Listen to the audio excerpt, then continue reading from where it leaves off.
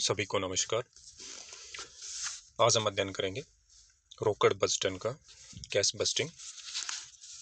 रोकड़ बजटन रोकड़ बजट बनाने की जो प्रक्रिया होती है उसको रोकड़ बजटन कहा जाता है। और रोकड़ बजट क्या होता है कि रोकड़ बजट एक ऐसा विवरण होता है जिसमें एक निश्चित अवधि, एक पर्टिकुलर टाइम पीरियड से, जरूरी नहीं है कि ईयरली हो, शॉर्ट टाइम के लिए भी बनाए जा सकते हैं, यानी किसी भी एक निश्चित अवधि के लिए जितने भी रोकड़ के अंतर्वाह और बहिर्वाह हो रहे हैं, यानी कैश का जो इनफ्लो है और कैश का जो आउटफ्लो है एक निश्चित टाइम पीरियड के अंतर्गत, उसको लेखा जोखा करके जो विवरण बनाया जाता है उसको हम कहते हैं रोकड़ बजट। यानी एक समय अवधि में रोकड़ के आधिक्य हैं या रोकड़ की कमी है, ये हम जान सकें, इसके लिए जो बजट बनाया जाता है उसको रोकड़ बजटन या कैश बजटिंग कहा जाता है। यानी एक पर्टिकुलर टाइम पीरियड के लिए हमें कितनी कैश की आवश्यकता होगी या हमारे पास कितना कैश एक्सेस पड़ा है, इसकी जो जानकारी होती है वो हमें रोकड़ बजटन के द्वारा मिलती है। यानी रोकड़ बजट एक तरह से प्राप्ति और भुगतानों का क्या होता है, पूर्वानुमान होता है, एक निश्चित समय अवधि से संबंधित होता है। और इसका उद्देश्य क्या होता है, रोकड़ की कमी या आधिक्य को निर्धारण करना होता है। इसके आधार पर क्या किया जाता है, पूर्वानुमान और चीजें फाइनल की जाती हैं। हम देखते हैं पहले इसका अर्थ। Cash budgeting is a summary statement of a firm's accepted cash inflow and outflow over projected time period. यानी एक टाइम पीरियड के अंदर एक समरी स्टेटमेंट है किसका, इनफ्लो और आउटफ्लो का, किसका, कैश का। Cash budget involves projection of future cash receipts and disbursement of over various time intervals. यानी कितने कितने टाइम इंटरवल के आधार पर हमें किस किस हिसाब से कैश की आवश्यकता पड़ेगी, हमारे पास क्या सरप्लस है या क्या डेफिसिट है, इसका निर्धारण किसके द्वारा होता है, कैश बजट के द्वारा होता है। अब हम देखते हैं फंक्शन ऑफ कैश बजट। तो जैसा कि इसकी परिभाषा से आपको समझ में आ गया कि जो प्राइमरी ऑब्जेक्टिव है इसका, जो फंक्शन है वो क्या है, determining the future cash needs of the firm. यानी भविष्य में एक फर्म को कितनी कैश की आवश्यकता होगी इसको डिटरमाइन करता है। Planning for financing of the needs, जो हमारी जो आवश्यकता है उसके लिए हमें किस हिसाब से हमें फाइनेंसिंग की सुविधा उपलब्ध होगी इसकी प्लानिंग करता है। Exercising control over cash and liquidity of the firm, और क्या करता है कि जो एक फर्म है उसकी तरलता को मेंटेन करता है, उस पर कंट्रोल करता है कि हमें इसको ना ही तो इतनी तरलता हो कि हमारे पास कैश एक्सेस पड़ा रहे और ना ही ऐसा हो कि हम अपने दायित्व का भुगतान करने में सक्षम ही ना रहें। तो लिक्विडिटी को एक प्रॉपर तरीके से क्या करता है, मेंटेन करता है। The overall objective of a cash budget to enable the firm to meet all its commitments in time, at the same time prevent accumulation of necessary large balance with it. यानी हम कह सकते हैं कि एक तरह से ये क्या करता है, कैश की संबंधित जो आवश्यकताएं हैं हमारी, हमें कितनी आवश्यकता होगी, किस हिसाब से हमें कहाँ से उपलब्ध होगा, इन सब का उद्देश्य के लिए इसको क्या किया जाता है, बनाया जाता है और ये अपने कार्य करता है।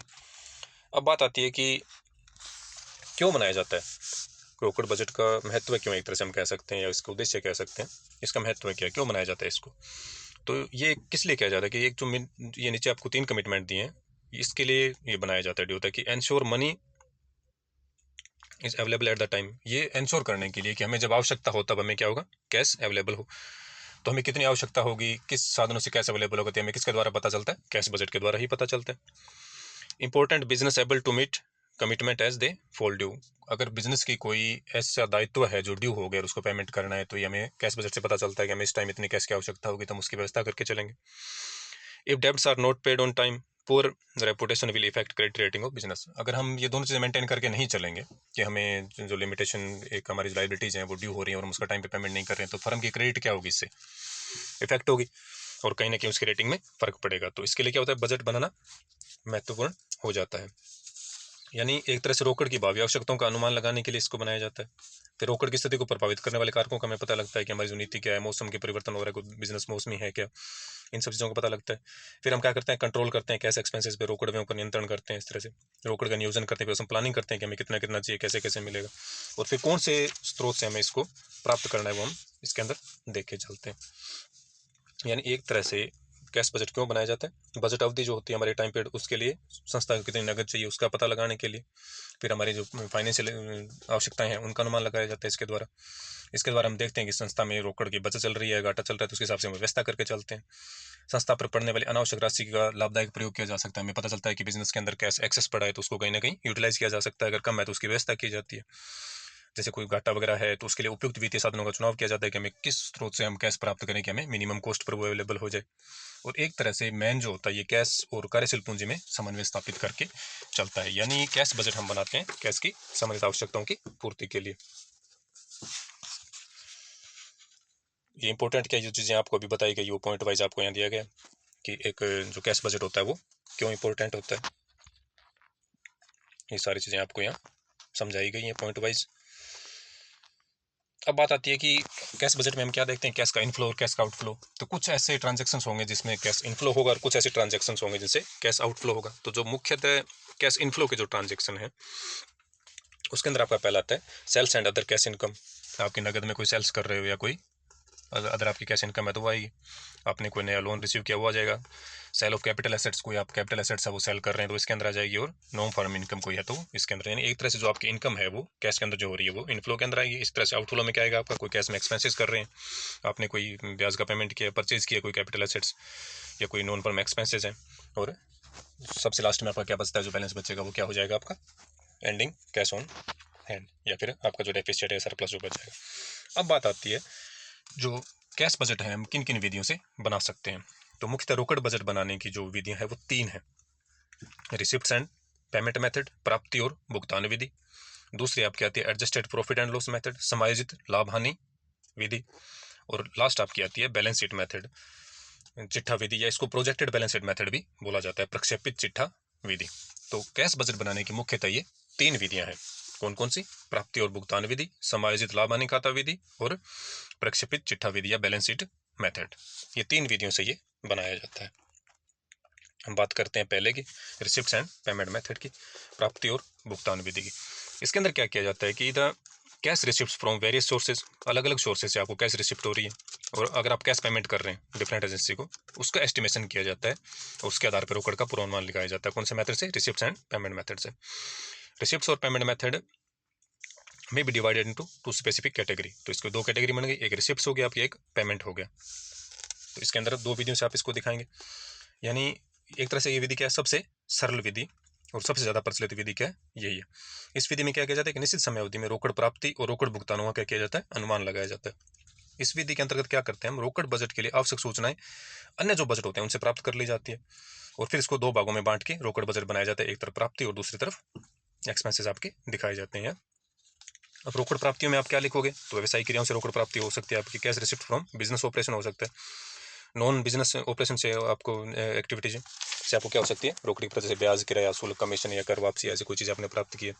इस तरह से पूंजी व्यवहारों से आपको रोकड़ प्राप्ति हो रही है, cash receipt from capital transaction से हो सकती है। अब दूसरी तरफ हम क्या बनाएंगे, कैश पेमेंट। तो कैश पेमेंट भी इस तरह से आप क्या करोगे, व्यवसायिक क्रियाओं के लिए रोकड़ भुगतान, जो आप बिजनेस के एक्टिव ऑपरेशन कर रहे हैं उसके लिए आप कैश का पेमेंट करोगे। रोकड़ या रोकड़ में आपने कोई चीज़ किराया किया या कोई आपका देय है, कोई अकाउंट पेबल है उसका पेमेंट कर रहे हैं, आप वर्कर्स को पेमेंट कर रहे हैं या कोई आपके ओवरहेड है, तो ये सारे किस में दिखाए जाएंगे, आप आपके रोकड़ भुगतान के अंदर दिखाए जाएंगे।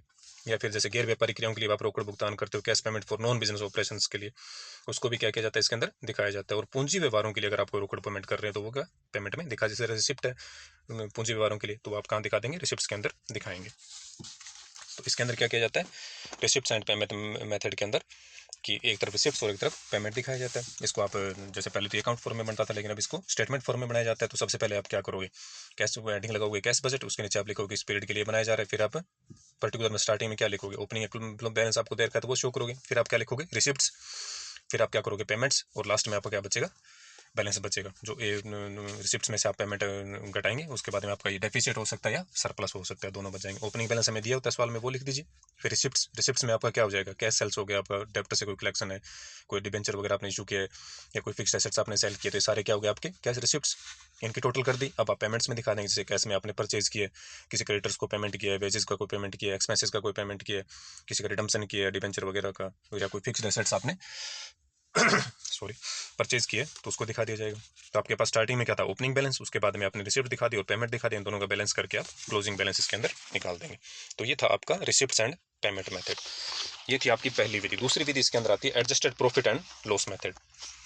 इसके अंदर क्या किया जाता है कि जो प्रक्षेपित जो आपका लाभ हानि खाता होता है उसके आधार पर इसको बनाया जाता है, यानी इसको समायोजित लाभ हानि खाता विधि भी बोला जाता है। इस विधि के अंदर क्या होता है कि ये वहाँ पर ज़्यादा उपयोगी रहती है जहाँ हमें रोकड़ का क्या हो त्रिकालीन अनुमान लगाना हो, उसके लिए ज़्यादा क्या रहती है, उपयोगी रहती है। इस विधि के अंदर हम क्या करते हैं, जैसे प्रारंभिक में रोकड़ शेष जो होता है हमें, उसके अंदर क्या करते हैं, अनुमानित लाभ को जोड़कर अंतिम शेष ज्ञात कर लिया जाता है। यानी बजट अवधि में जितना लाभ होगा उतनी रोकड़ की मात्रा बढ़ जाएगी, बशर्ते कि कोई और मेजर चेंजेस नहीं होते। तो एक तरह से हमें क्या होगा, इस सवाल के अंदर एक तरह से आपको प्रॉफिट या स्टार्टिंग में सवाल क्या आपको दिया हुआ होगा, लेकिन उसके अंदर क्या होती है कि प्रॉफिट में आप जानते हैं कि कुछ ऐसी इनकम्स ऐड होती हैं जो कि कैश में हमें बिजनेस के दौरान होती ही नहीं है। इसी तरह से कुछ एक्सपेंसेस भी हम उसमें लेस कर चुके होते हैं जो कि वास्तव में हमने कैश के अंदर पेमेंट नहीं किए होते हैं। तो यानी कुछ मदें तो इसके अंदर क्या की जाती हैं, जोड़ी जाती हैं, और कुछ मदें इसमें घटाई जाती हैं। तो लास्ट में जो हमारे पास बचता है उसको कैश के बैलेंस के आधार पर इसको निकाला जाता है। यानी इसके अंदर हम क्या करते हैं कि the cash budget is prepared on the basis of opening cash and bank balance, projected profit and loss balance of various assets and liabilities. Under this method, the forecasted profit is adjusted for non-cash items in the profit and loss, like जैसे depreciation. अब depreciation वास्तव में आप cash में payment थोड़ी कर रहे हैं, प्रोविजन है, उसके लिए आपने एक तरह से प्रावधान किया है, लेकिन वास्तव में पेमेंट तो नहीं किया, आपके कोई एक्रूअल है। तो इसको क्या किया जाता है, एडजस्ट किया जाता है। By preparing adjusted profit and loss account, final out the cash made available by the profit.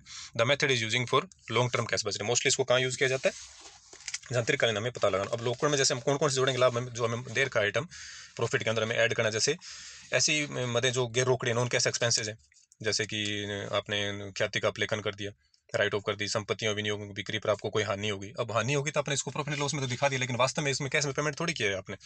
तो इसकी वजह से हास हो गया आपका, डेप्रिसिएशन आपको बताया गया, प्रावधान हो गए, संचय के लिए आपने कोई वृद्धि की है, तो ये सारी चीज़ें इसमें वास्तव में कैश बाहर नहीं जाता है।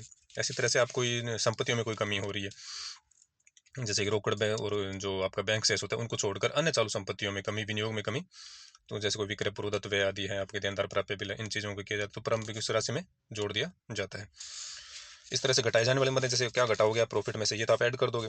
तो जैसे आय की गैर रोकड़ मदें, नॉन कैश इनकम है आपकी कोई, जैसे उपार्जित ब्याज हो गया, उपार्जित लाभांश हो गया, ये चीज़ें उसमें से आप क्या करोगे, लेस कर दोगे। यानी इसके अंदर आप क्या बनाएंगे, जैसे कैश बजट आप बनाएंगे तो सबसे पहले आपको कैश का बैलेंस दिया होगा सवाल के अंदर, ओपनिंग बैलेंस, ठीक है। उसके अंदर आप ऐड क्या करोगे, जो ऐसे खर्चे जो वास्तव में आपने पेमेंट कैश में नहीं किए लेकिन आपने राइट ऑफ कर रखे हैं प्रॉफिट एंड लॉस में, उसको क्या करोगे, आप ऐड कर दोगे। और ऐसे इनकम जो हुई नहीं है लेकिन आपने मान रखी है, उसको आप क्या कर दोगे, लेस कर दोगे। और लास्ट में आपके पास जो ओपनिंग बैलेंस के साथ जो ऐड करके जो आपने लेस किए हैं खर्चे, उसके बाद जो बचेगा वो आपके पास क्या बचेगा, क्लोजिंग बैलेंस बचेगा। अब बात आती है बैलेंस शीट मेथड की। जो तीसरी विधि इसकी है वो है आपकी बैलेंस शीट मेथड, या प्रोजेक्टेड बैलेंस शीट मेथड भी इसको बोला जाता है। Under this method A budget balance sheet is prepared by estimating all assets and liabilities accepted cash. Cash के अलावा जो सारी संपत्तियां दायित्व है उनका क्या किया जाता है, एस्टिमेशन करके उसके आधार पे बैलेंसिंग फिगर के रूप में क्या निकला जाता है, आपका जो कैश जो बैलेंस के रूप में निकलता है। यानी इस विधि के अंदर ये भी रोकड़ की दीर्घकालीन अनुमान के लिए काम में ले जाती है।